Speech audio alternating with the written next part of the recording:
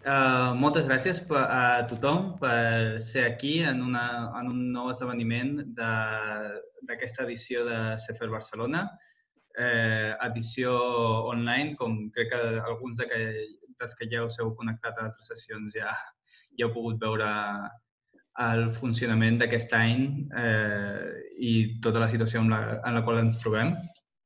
Així que, abans de res, evidentment, vull donar-vos les gràcies a tothom per unir-se a aquesta sessió, per participar-hi, per estar al Zoom, tot i que no poguéssim estar a presència els uns dels altres. I és realment la vostra presència que fa que CEFER sigui CEFER i pugui existir. També vull donar les gràcies, evidentment, i com en totes les ocasions, a totes les voluntàries que han posat tants esforços en fer possible aquest festival. La nostra coordinadora, que crec que la tenim, no sé si la tenim aquí, a la Barda Sokolovitz. Tots els nostres sponsors que amb la seva aportació també han contribuït a fer possible el festival, incloent l'Ajuntament de Barcelona, la Fundació Schusterman, el Club Editor, l'Associació de Relacions Culturals Catalunya-Israel i la Universitat de Barcelona. I, evidentment, a tots els ponents que s'han prestat de manera molt, molt generosa a donar-nos el seu coneixement i el seu temps i que realment creen el contingut central d'aquest festival.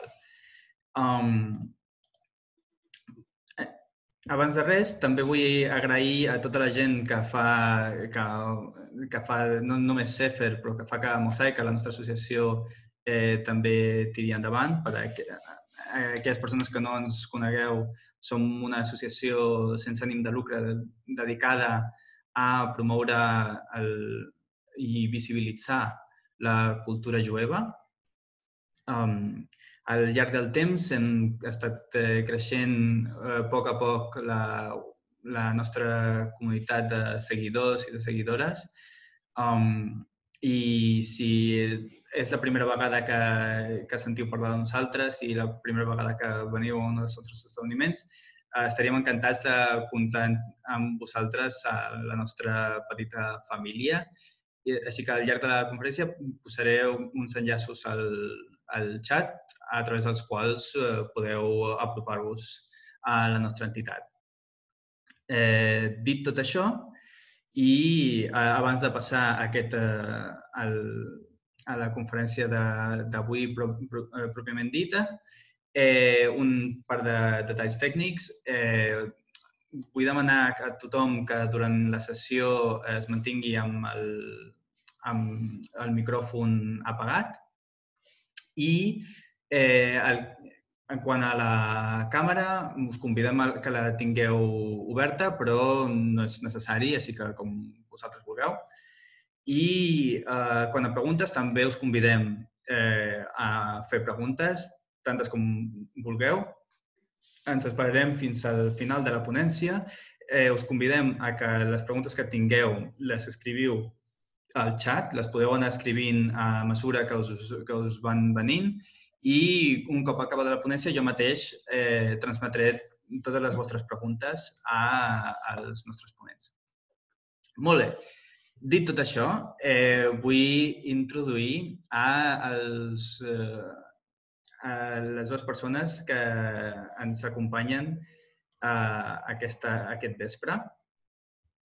Començant per el Jordi Martín Lloret. Hola, Jordi, gràcies per venir.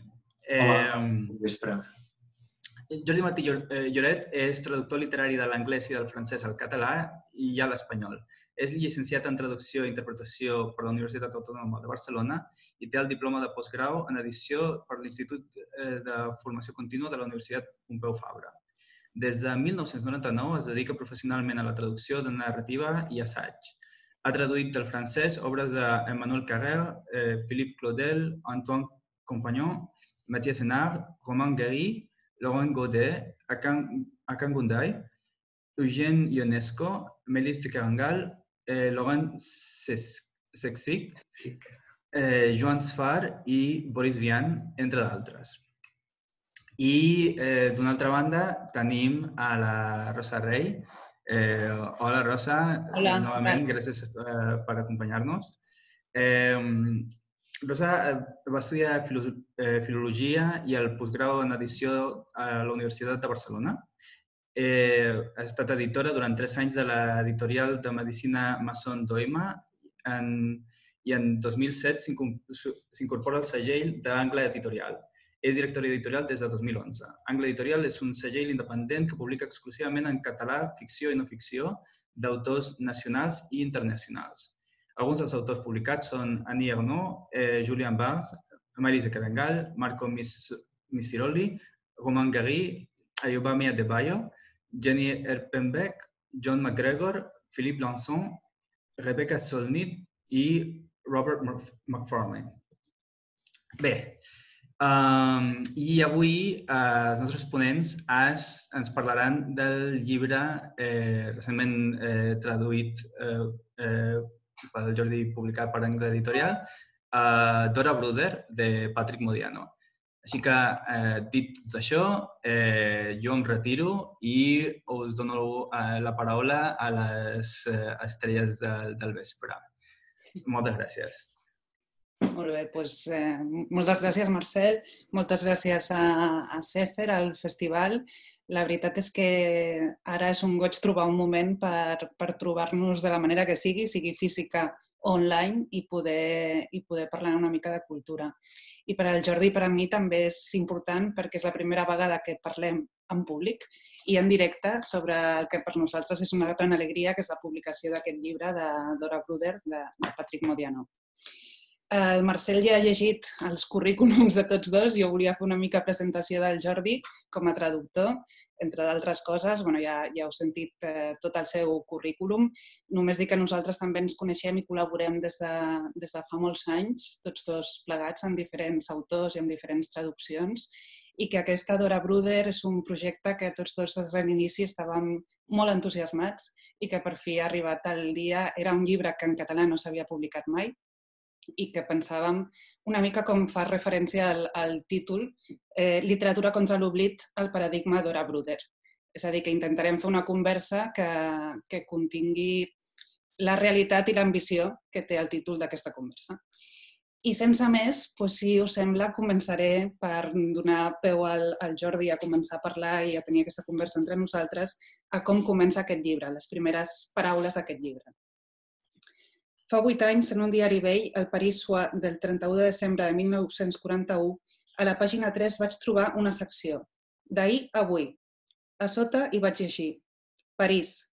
Es busca una noia, Dora Bruder, 15 anys, 1,55 m, cara ovalada, ulls gris-marró, abric esport gris, jersei bordeus, faldilla i barret blau marí, sabatilles d'esport marrons. Enviar qualsevol informació al senyor i la senyora Bruder, Boulevard Ornano 41, París. Així comença aquest llibre, que ja discutirem després si és novel·la o no és novel·la o què és. I Jordi, endavant també quan vulguis. Sí, n'hem parlat d'aquests dies amb la Rosa perquè, evidentment, ens volíem preparar una miqueta un guió de la conversa, tot i que nosaltres preparem, però després, per sort, també tenim una mica de marge per improvisar i ja veurem cap on ens porta una mica. És molt curiós, jo quan estaves presentant el llibre i deies que ens feia molta il·lusió, de fet tot plegat encaixa molt bé, perquè de fet és bastant paradoxal també que aquest tan important de Patrick Modiano l'hàgim hagut de rescatar de l'oblit. I a més l'ha acabat publicant l'editorial que habitualment no publica Modiano. Modiano, gairebé tot exclusivament en català, diria que el publica el grup 62, i aquesta obra és una obra que no és cap obra menor, al contrari, és una obra importantíssima.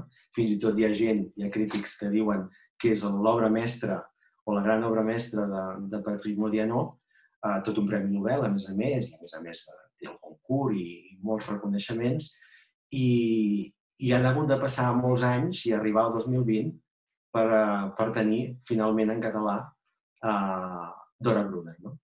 Que justament ens parla de rescatar de l'oblit, concretament en aquest cas, una persona, aquesta noia de 16 anys, que va desaparèixer i que un dia Modiano, que era un amant de col·leccionar papers vells, papers antics de tota mena, doncs es va trobar en un diari del 41 aquest anunci.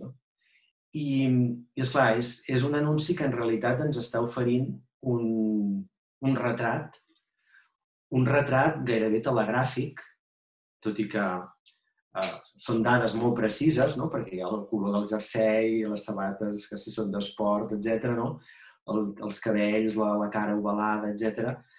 Però l'estil, és a dir, és com molt, fins i tot fa servir l'infinitiu, contactar, o demanar, o enviar qualsevol informació, que és un estil bastant telegràfic. Clar, és un retrat borrós, difuminat, i és un bon punt de sortida per l'autor, a partir del qual intenta reconstruir què va passar amb aquesta noia. No sé si a partir d'aquí vols dir alguna cosa. A mi em fa gràcia com Modiano introdueix aquest anunci. A més, fixem-nos que el nom de la secció del diari és molt important i molt interessant, sobretot tenint en compte que no és fet exprés, és a dir, la persona que va, és a dir, els que van inventar-se aquesta secció eren molt lluny de sospitar que molts anys més tard hi hauria un escriptor que intentaria rescatar de l'oblit aquesta noia. Es diu d'ahir a avui, justament. I a més és la frase amb què Modiano encapçala o obre el segon capítol de la novel·la. És a dir, torna a repetir d'ahir a avui. No, pensava, Jordi, que per posar una miqueta més en context, potser de parlar dels llibres anteriors de Modiano o en quin moment escriu aquest llibre. Aquest llibre apareix publicat el 1997 i el primer llibre de Modiano és de 1968, que és La Place de l'Étoile. La Place de l'Étoile i dos títols més, La Ronda Nocturna i Los Paseos de Circunvalación, són els que formen el que després s'ha conegut com la trilogia de l'ocupació. La trilogia de l'ocupació és un nom que li va posar una crítica francesa i a partir d'aquí sí que és cert que les tres novel·les normalment funcionen en bloc, aquestes tres primeres novel·les. Com el títol d'aquesta trilogia ja ens indica, Modiano parla d'aquesta ocupació de França i de París en concret en un moment que són els anys 68, 69 i 72, quan ell està escrivint, on hi ha una qüestió molt important, que és que ni tan sols la historiografia s'havia fet càrrec d'explicar aquest moment històric. És a dir, és un moment que ell comença a parlar-ne abans, des de la novel·la, des de la ficció, que no pas els historiadors comencen a treure estudis sobre el tema. Sí, evidentment, sí, és això. Són anteriors a les primeres obres, als primers assajos que van sortir d'historiadors sobre aquest període tan important. I també, no deixa de ser una paradoxa, que Modiano va néixer l'any 45. És a dir, que a més intenta reconstruir, intenta parlar d'un període que ni tan sols ha conegut. És a dir, que ni tan sols era petit quan va succeir. Sí, que de fet dels primers detractors o dels haters, que diríem ara, de Modiano inicialment, una de les crítiques que se li feien és que com podia ser que un autor parlés d'una època en la que ell no havia viscut. Que això Modiano ho contesta en diverses entrevistes amb una altra pregunta, que és des de quan un autor només pot parlar des del moment en el que viu. Aquesta és una de les crítiques que se li fan, i una altra de les crítiques, que també ja en parlarem, és que contínuament està escrivint la mateixa novel·la. que això també és una cosa que ell contesta en diverses entrevistes i contesta dient que té una por horrible a escriure sempre la mateixa novel·la, però que el que intenta és explicar la mateixa història des de punts de vista molt, molt diferents. I llavors... Digues, perdona. No, continua. Sí. No, dic que dins d'aquest context, doncs, bastants anys després de la trilogia de l'ocupació és quan publica Dora Bruder. La publica això en el 97, quan hem dit, però és un llibre en el que ens trobem que portava treballant molts i molts anys recopilant informació. I a més té una novel·la anterior, d'uns quants anys anterior, que justament és com un primer assaig, com un primer intent d'aquesta reconstrucció, que és Voyage de Noces, Viatge de Noces, que crec que tampoc no s'ha traduït mai al català, i que és l'intent d'escriure la història d'aquesta noia, de Dora Bruder. Suposo que com que va veure o es va adonar que no se n'acabava de sortir, va decidir escriure un altre llibre, que és aquest, que és Dora Bruder, i aleshores no es va centrar tant en el personatge, és a dir, evidentment el personatge és l'excusa, no? És el motiu principal.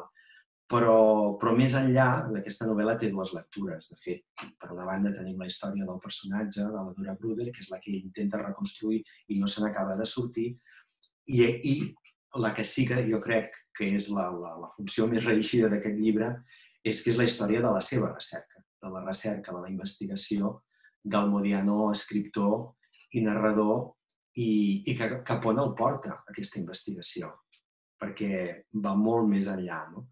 És a dir, a partir de l'adreça dels pares de Dora Bruder, que és aquest Boulevard Ornano, número 42, ell automàticament se situa en el mapa i ja se situa en aquell escenari. És a dir, ell físicament visita l'escenari, visita el barri on vivien els pares de Dora Bruder, i és una manera també de començar a prendre contacte físic, fins i tot, evidentment, en distància dels anys, amb aquest personatge.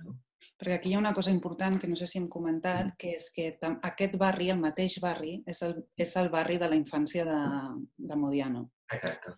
I, per tant, a ell una de les coses que li crida l'atenció d'entrada és precisament l'adreça del Boulevard Ornano, perquè és un boulevard que té clarament identificat. I en el número 41, aquest era el número 42, em sembla, i en el 41 o al costat gairebé hi havia un cinema. Un cinema que és al qual ell havia anat més d'una vegada, no? I també recorda quan anava amb la seva mare als encants, que el portava als encants. És a dir, que és un espai que per ell és familiar. I aquí és on comencen a superposar-se el fantasma, per dir-ne d'alguna manera, o l'esperit d'aquesta noia desapareguda, de Dora Bruder, i el Modiano petit, però que no deixa de ser l'home i l'escriptor que és actualment, i que s'ha proposat una missió, s'ha autoimposat la missió de rescatar de l'oblit aquesta noia. És un llibre que és una història que es basa, evidentment, en les dades reals, amb tota la informació que Modiano pot pouar dels arxius, de retalls, de diaris, de cartes, etc. Però alhora també té un punt de ficció, que és tota l'aparell d'hipòtesi que Modiano vesteix per omplir els buits. Per exemple, què devia fer Dora Bruder durant les dues fugides? El que sí que se sap és que Dora Bruder estava internada al Sagrat Cor de Maria, que era un internat per noies de la seva edat. Un internat catòlic, a més, és a dir, aquí també hi ha, de la informació que va recollint Modiano, ja veu que primer els pares i Dora Bruder vivien en un hotel francès, el que per nosaltres seria clarament una pensió, d'acord? I llavors ells ja viuen allà des de poc de casar-se, els pares, allà neix Dora, i quan ella té, em sembla que són 14 anys, o sigui, just abans de l'ocupació o en el moment aquest en què ja París comença a estar ocupat, els pares decideixen ingressar-la en aquest Sagrat Cor, que és una escola catòlica. I no només això, sinó que el pare, que en aquest moment ja s'han d'identificar com a jueus i han d'anar a l'oficina administrativa a dir som nosaltres, deixa... I que els assignin un número, no? Que els assignin un número d'identificació jueva.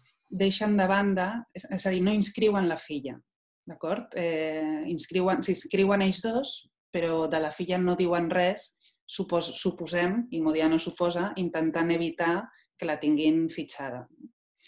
Això després els hi va una mica a la contra en el moment en el que Dora Bruder, que fuig, com ha dit el Jordi, 2 vegades, fuig per primer cop, perquè després acaben posant aquest anunci a premsa i aquí es desencadenen una sèrie de coses que no sabem i que Modiano tampoc la sap, no sap per què van posar l'anunci, no sap si algú els hi va recomanar fer-ho o no, no sap si arrel d'aquest anunci el pare va tenir problemes, cosa que és bastant probable.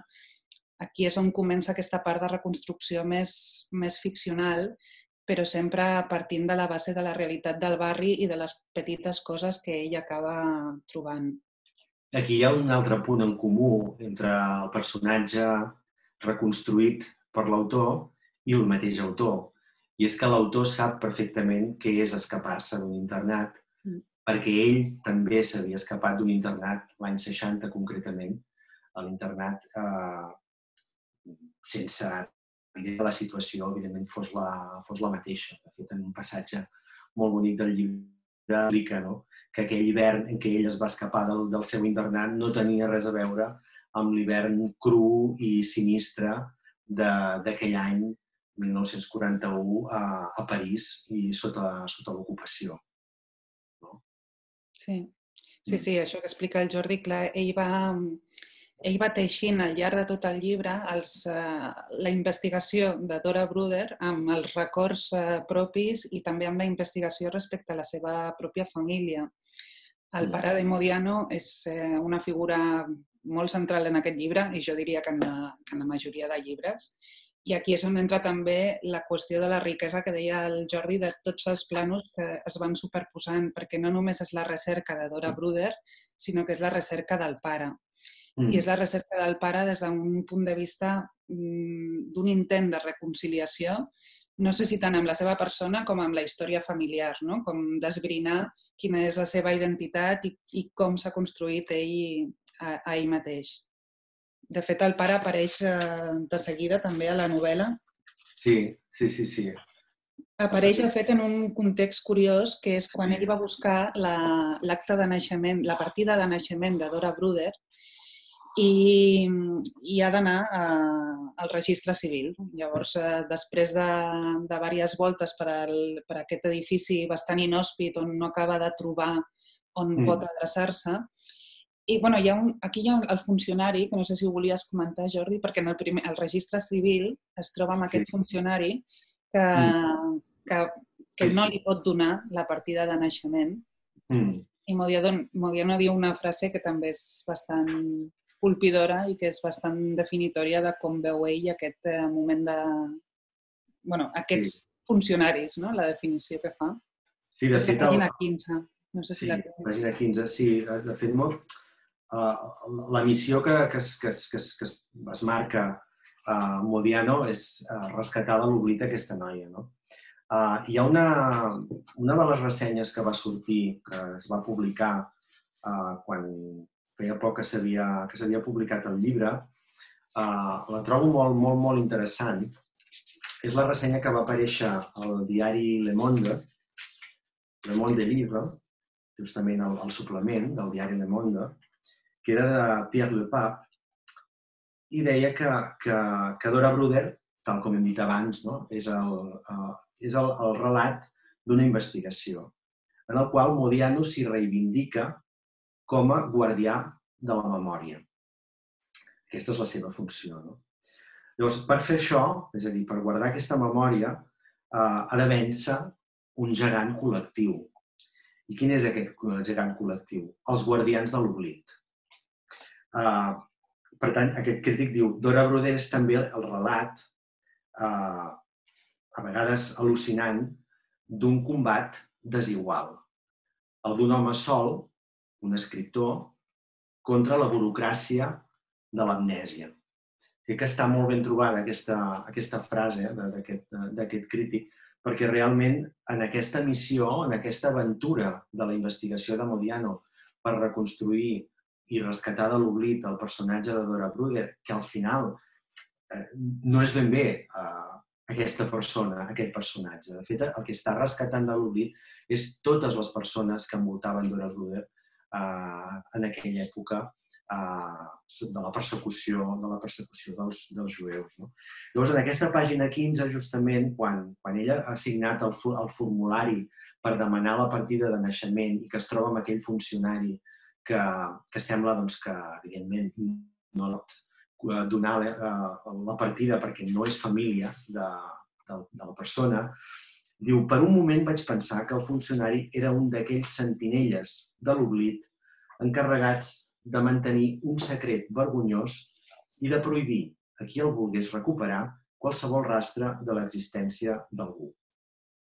Aquí també, sobretot aquestes primeres pàgines en què ell va una mica a les cegues, a les palpentes, intentar no sap ben bé per on començar. Al principi busca totes les escoles, fa un llistat de totes les escoles del barri per veure si a partir d'aquí, és a dir, els registres, en els arxius d'aquestes escoles, que ja existien quan la Dora Bruder tenia edat d'estudiar, doncs la tenien inscrita. Però no va ser fins al cap de 4 anys que acaba ensopegant amb la data de naixement real de la Dora Bruder. I tot això fa que això que deies, d'entreteixir-se, l'experiència personal de l'autor, van superposant-se capes de text, de tal manera que es forma en aquesta novel·la, però després també, jo crec que al final totes les novel·les del Modiano fan tot això, el que en literatura també se n'ha dit palimpsest, que és que es van posant capes de text i, a més, textos de tota mena. És a dir, des dels més poètics i literaris, que són ben molt punyents, amb aquestes metàfores que utilitza Modiano, com ha parlat ara dels sentinelles, fins als textos més ensopits dels funcionaris, d'un registre, d'una comissaria, un informe policial, per exemple, les cartes que rebia el prefecte de familiars de nois i noies jueus que havien desaparegut o que havien detingut i que demanaven ben bé què se n'havia fet, on els havien portat, i fins i tot una carta, que potser és un dels documents més punyents i més emocionants de tot el llibre, que és més cap al final, d'un tal Robert Tartakovsky, que se sap que anava amb el comboi de les companyes de Dora Bruder a l'Etourelle. I tornant una altra vegada al tema del pare, hi ha un moment que jo crec que és un dels moments clau, sobretot per això que estem dient, que al final no sabem, ens preguntem qui busca Modiano. Busca Dora Bruder o busca el seu pare, o es busca a si mateix. És el moment en què ell parla d'un record que li explica una nit al seu pare, tot sopant. Han anat a sopar i li explica que als anys 60, l'any 65, em sembla que era, l'any 42, em sembla que era també. Sí, l'any 42, perdó. El sopar era l'any 60 i escaig. L'any 42 hi va haver una batuda i el pare de Modiano tampoc no estava registrat com a jueu. I aleshores se'l van emportar. Se'l van emportar en un furgó policial, en un furgó cel·lular. I el pare li explica com dins d'aquest furgó cel·lular hi havia una noia que ell calculava que devia tenir uns 18 anys. Doncs Modiano, que ja després de, quan pensa en aquest record, va estar durant un temps pensant, ostres, i si aquesta noia que va compartir el furgó, perquè a més era el mateix any i a més era el mes de febrer d'aquell any, quan va desaparèixer, van coincidir justament, no? I si el meu pare i Dora Bruder van coincidir en aquell furgó. I hi ha una frase que diu vaig estar durant un temps desitjant o em volia creure que el pare i Dora Bruder havien coincidit en aquell furgó. Després, ell troba uns documents que demostren que no, que aquella noia que hi havia al furgó no era Dora Bruder, no podia ser-ho de cap manera, però a ell li hauria agradat, justament, que el seu pare i Dora Bruder haguessin coincidit. Clar, és que jo crec que ell en la recerca aquesta de Dora Bruder i en la recerca de la seva pròpia identitat i de la seva pròpia família, el que fa és emmirallar-se completament, o en certs moments s'emmiralla constantment en Dora Bruder i en la seva família. S'emmiralla d'una banda per aquesta qüestió de que ella era una adolescent en aquest moment i fa escriu molt coses que li devien passar a ella, no? O com Modiano pensa que està sobrevivint un adolescent a l'ocupació nazi a París. I com també, i per què s'escapa, no? Que això ja ho has comentat, que ell també s'escapa més o menys a una edat aproximada, molts anys més tard. També la qüestió amb el pare de Modiano és jueu, jueu no practicant, és una persona que després es guanya la vida en el mercat negre fent trepitgeos, que a més familiarment és un desastre. Es veuen molt poques vegades en la vida adulta de Modiano. I clar, ell moltes vegades diu, el meu pare estic convençut que no en tenia ni idea per què el perseguien, no? Per què aquesta fixació en perseguir jueus quan ell no s'hi sentia jueu, no s'hi sentia que tingués res en comú amb la resta. I també s'imagina molt a Dora Bruder com a adolescent pensant no entenc què està passant i no entenc per què jo m'hi veig abocada en aquesta situació amb coses que a mi com a adolescent ni em van ni em venen. I jo crec que aquests paral·lelismes se'ls va fent contínuament per també, i és una mica l'ham que ell té, de continuar amb la investigació per a través de Dora Bruder conèixer més a ell mateix i conèixer més també a la seva família i la situació en la que ell també va néixer. Sí, justament això que dius, també hi ha un altre episodi d'una detenció que no és la detenció del pare, sinó la detenció del fill. Explica en un altre episodi també de la memòria, de la seva memòria personal, ja veiem que de fet, tota la novel·la és una oscil·lació, és a dir, l'autor va oscil·lant des d'aquell any 1941 de la publicació de l'anunci de la desaparició de Dora Bruder i l'any 96, que és quan ell escriu el llibre. I Modiano el que va fent és amb una estructura discontínua, perquè va fent digressions i el que fa és anar endavant i endarrere. Llavors, un dels episodis de memòria que explica és quan els seus pares ja s'havien separat, però vivien a la mateixa finca, vivien a la mateixa escala. I el pare vivia amb una altra parella i la mare vivia amb ell, amb Modiano, amb el fill, amb l'escriptor. I es veu que el pare els devia la manutenció, perquè era bastant freqüent que no els passés la manutenció, i un dia sa mare li va dir a Modiano, escolta'm, vés a casa del teu pare i reclama-li la manutenció. Llavors ell va anar a casa del pare, a la mateixa escala, i la dona, la parella d'aquell moment del pare, va trucar a la policia i va dir que tenien a la porta un nano, un brètol, que no deixava de molestar-los. I aleshores va venir la policia, es van portar el Modiano fill i Modiano pare el va acompanyar. I tots dos van viatjar també amb un furgó cel·lular fins a la comissaria. I aleshores Modiano aquí escriu que això crec que és un intent de d'un relat o un retrat del que en aquell moment es perseguia amb la figura del jueu. I crec que és molt important, si em permets, ho llegiré, no? Diu, tot i així, em sorprenia que el pare, que havia viscut durant l'ocupació el que havia viscut, no hagués manifestat gens de reticència a deixar que se m'emportessin en un furgó cel·lular. Era allà, assegut al meu davant, impassible, amb una vaga expressió de desgana. Em menyspreava com si fos un empestat i jo tenia por d'arribar a la comissaria perquè no m'esperava cap gest de compassió per part seva.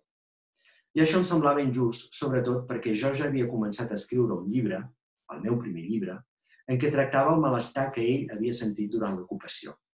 És a dir, aquí ja es posa en el malestar del pare durant l'ocupació, intenta entendre què devia passar. No? I aquí hi ha l'ombra de Bruder, també. Diu, uns quants anys abans havia descobert a la seva biblioteca algunes obres d'autors antisemites publicades durant la dècada dels 40 que ell havia comprat aleshores, segurament per intentar entendre el que aquella gent li retreia. I m'imagino com el devia sorprendre la descripció d'aquell monstre imaginari, fantasmal, l'ombra amenaçadora del qual corria per les parets amb aquell nas ganxut i aquelles mans de rapinyaire. Aquella criatura corrompuda per tots els vicis, responsable de tots els mals i culpable de tots els crims. I jo, el que volia fer en el meu primer llibre era contestar a tota aquella gent que amb els seus insults m'havien ferit a causa del meu pare i tapar-los la boca una vegada per totes des del terreny de la prosa francesa. Avui m'adono de la ingenuïtat infantil del meu projecte. La majoria d'aquells autors havien desaparegut, afusellats, exiliats, xerucs o morts de vells. Sí, per desgràcia, feia tard. I aquí parla del pare, parla de la persecució jueva, parla d'un retrat de la persecució del jueu perseguit i parla de la funció de la literatura, justament, no? La funció de rescatar. Que, en realitat, tal com hem dit abans, no és només rescatar Dora Bruder, ni només el pare de Modiano, sinó rescatar un munt de gent. Hi ha un fragment que comença a la pàgina 80 de l'edició nostra d'Angle, i al llarg d'una desena de pàgines fa un repàs de les vides d'uns quants escriptors francesos o alemanys que van viure i escriure durant la Segona Guerra Mundial. Com en el cas de Roger Gilbert Lecomte, que també és molt curiós perquè va morir del tètanus el 31 de desembre de l'any 43 a l'Hospital Gosset. 31 de desembre, és a dir, 2 anys després de la publicació de l'anunci de la desaparició de Dora Bruder. Vull dir que és un llibre en què també Modiano intenta buscar coincidències, no? Constantment, sí. Constantment. A més, sí, constantment. Això que tu comentaves, al final d'aquestes pàgines hi ha un resum meravellós, que és només una frase, de tota aquesta citació d'autors que han desaparegut, que ell diu: molts amics que no he conegut van desaparèixer el 1945, l'any del meu naixement. Sí. La qüestió de molts amics que no he conegut, no? És aquest lligam que té amb tota aquesta gent que va morir abans que ell i que també estaven tractant del mateix o que se'ls va quedar simplement la vida troncada per no poder explicar més coses. Sí, parla d'aquests escriptors, però també parla de tota la gent anònima, justament.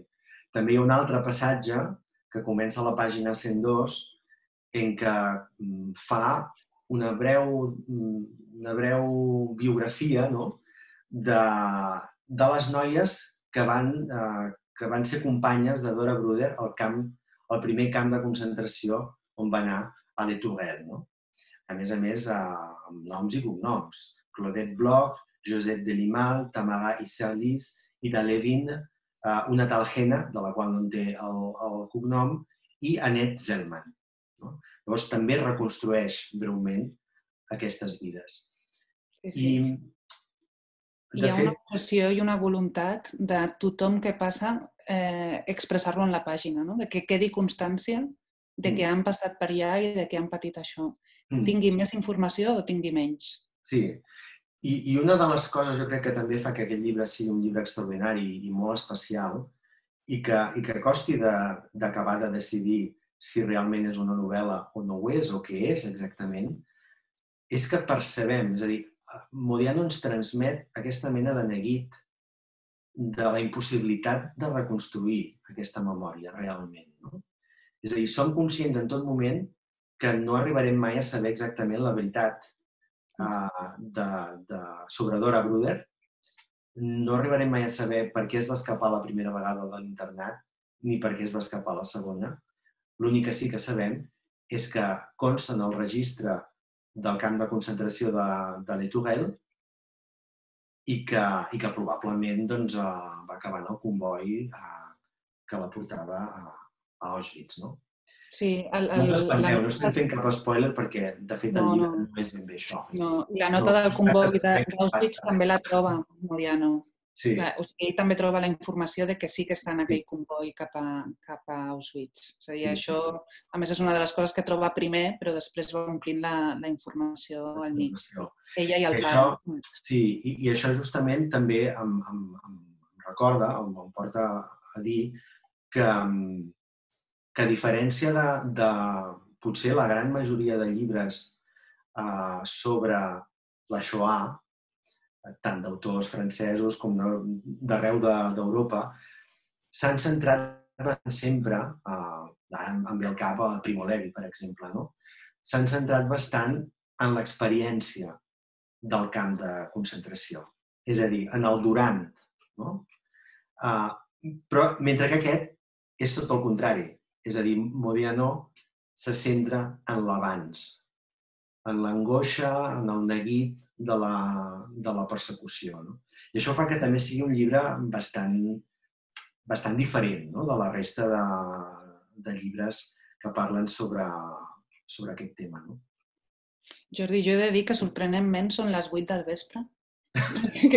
Que nosaltres pensàvem, bueno, no sé, no podem estar molta estona tampoc, però se'ns passa el temps i suposo que la gent també vol fer preguntes i, bueno, jo només així per concloure una mica totes aquestes reflexions que fèiem, que per mi realment és un llibre on es va entrenant per mi 3 grans temes, no? Que és, d'una banda, la recuperació, la persecució d'aquest fantasma, és a dir, la recuperació de l'oblit, d'una altra banda, la búsqueda de la seva pròpia identitat i d'una altra banda, una cosa que per mi el llibre també està molt present, que és el paisatge del París de l'època, que és un paisatge realment urbanísticament miserable, on a més, en època de Modiano ja s'ha reconstruït a sobre, és a dir, no hi ha ningú que vulgui tampoc veure la memòria física d'aquell moment i, per tant, es conserven poques coses. I que Modiano va trenant aquests 3 grans temes i acaba amb una novel·la amb un llibre que quan arribes al final realment t'emociona. És una qüestió d'acumulació de dades i vas sabent coses, interpretant coses que arribes al final molt colpit. Sí, de fet, això em permet parlar de l'experiència com a traductor del llibre. No? Quan me'l vas proposar per traduir, jo no l'havia llegit, n'havia sentit parlar, però no l'havia llegit. N'havia llegit llibres de Modiano. El primer títol que recordo haver llegit de Modiano era Vila Trist, que em sembla que és la seva 4ª novel·la. Sí. I realment és a dir, et transmet moltíssimes coses, moltíssimes sensacions. I al final et deixa sense paraules, realment. I que el que t'ha transmès al capdavall és l'essència d'un misteri. No? És un misteri que, a més, que jo crec que és el gran triomf, la gran victòria de Dora Bruder. Hi ha una pregunta gairebé retòrica, no? que es va reproduint, com un leitmotiv al llarg de tota la novel·la. No? Què devia fer? No? Com devia gastar les hores Dora Bruder entre tal data i tal data, no? Des que havia desaparegut fins que la trobem al camp de concentració de Les Tourelles. No? I justament ella acaba dient aquest serà sempre el seu pobre secret preciós, no? que ningú no li haurà pogut robar. No? Llavors, clar, llegeixes això i et quedes allò gairebé sense alè. No? Jo crec que Modiano fa una cosa que realment és màgica, no? I és convertir unes ombres que gairebé són fantasmes, en persones de carn i ossos. No? I les fa renéixer i fa que quan nosaltres llegim aquest text doncs, sentim molta emoció perquè ens adonem doncs, que allà hi bateguen, no? Hi bategaven uns cors que tenien unes vides que mereixen doncs, que es recordin. No? No sé si tens res més a afegir. No. M'agrada molt aquesta frase final. Deixem-ho per la meva part aquí, però crec que algú tenia preguntes o... Sí. Tenim una pregunta. Si algú més s'anima a fer alguna pregunta, ara és el moment. Encara que encara hem només començat les 8. Tenim una pregunta de l'Ester Puigmartí que diu m'he perdut en el que és el retrat del que es persegueix en la figura del jueu i pregunta si, Jordi, si pots explicar més. És una cita de Jordi, sí. Sí, de fet he llegit un fragment del llibre que no és ben bé el retrat real, és a dir, és una mica la caricatura en què havien convertit els perseguidors, no? La figura del jueu. No? I, de fet, ell parla dels llibres de dos antisemites que tenia el seu pare a la biblioteca i parlant del seu pare diu com el devia sorprendre la descripció d'aquell monstre, és a dir, vist com un monstre gairebé, no? D'aquell monstre imaginari, fantasmal, l'ombra amenaçadora del qual corria per les parets, amb aquell nas ganxut i aquelles mans de rapinyaire, aquella criatura corrompuda per tots els vicis, responsable de tots els mals i culpable de tots els crims. És aquella caricatura del jueu, tal com es presentava, no? d'aquella època. És a dir, el pare té a la seva biblioteca llibres antisemites intentant esbrinar què és el que els molesta d'ells. I dins d'aquests llibres antisemites doncs, hi ha aquesta descripció de jueu. I per això comença la frase Modiano dient m'imagino sorprès veient aquesta descripció. Sí. No sé si hi ha alguna pregunta més. De fet, també... Perdó? No sé si una idea que a mi també em feia gràcia, no? Que Modiano parla d'ells, entre cometes, no? I sense especificar qui són, no? I ells, en realitat, són tots aquests funcionaris, tots aquests policies, no? Aquell comissari Schweblin, no? que era el cap de la policia dels jueus, no? Que misteriosament després els noms de la majoria van desaparèixer dels informes perquè s'havien destruït i que l'única informació, els únics documents que es podien rescatar doncs eren aquelles cartes de familiars que demanaven informació. No? Vull dir que també hi ha un retrat, o intenta fer un retrat, concretament d'aquest comissari Schweblin, no? dels que eren a l'altra banda, és a dir, dels opressors, dels que dictaven les ordenances, dels que obligaven a portar l'estrella groga, dels que obligaven a treure's aquella mena de passaport o de número d'identificació jueva, no? De totes aquestes mesures, de totes aquestes ordenances que de mica en mica anaven afablint i anaven corcant psicològicament fins i tot la ciutadania jueva en el país de l'ocupació.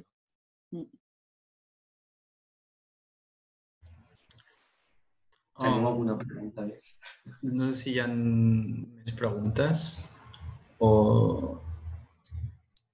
Doncs, bueno, si no hi ha més preguntes, només per part meva dir que realment sento que heu transmet una realitat d'una novel·la molt apassionant, intrigant, també molt emotiva. Es fan, o sigui, jo personalment no la coneixia fins ara i, o sigui, tots sabem que es fan molta literatura i s'ha fet molta literatura i es fan moltes obres sobre l'Holocaust, però que aquesta realment li dona una perspectiva o es fa d'una manera bastant diferent, no?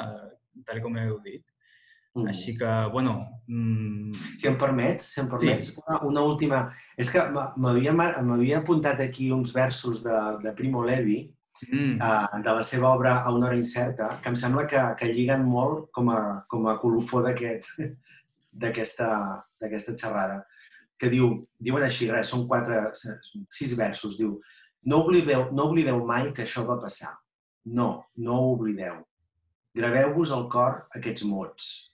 Penseu-hi a casa, al carrer, quan aneu a dormir i quan us lleveu. Repetiu-los als vostres fills. Molt bé. Paraules molt adients. Doncs això, moltíssimes gràcies. Per la gent que estigui interessada en la novel·la, potser, si us sembla, us puc compartir ara mateix l'enllaç de la novel·la Angle Editorial. Sí, la podreu trobar a les millors llibreries del país. Evidentment. És fàcil de trobar, és novetat i ha tingut molt bona acollida per part de les llibreries, és a dir, que la trobareu fàcil i us convido a llegir-la perquè si ja heu llegit a Modiano i no heu llegit Dora Bruder, us encantarà retrobar-vos en aquest format i si no l'heu llegit mai és una magnífica porta d'entrada, la veritat. Doncs bé, Jordi, Rosa, moltíssimes gràcies per estar amb nosaltres, per participar en Sefer i per fer-lo més gran. Esperem comptar amb vosaltres en un futur i fer més coses amb Mosaica. I res, moltes gràcies a tothom per venir i fins la propera sessió. Gràcies a tots. Moltes gràcies. Fins aviat. Fins aviat. Adéu. Adéu.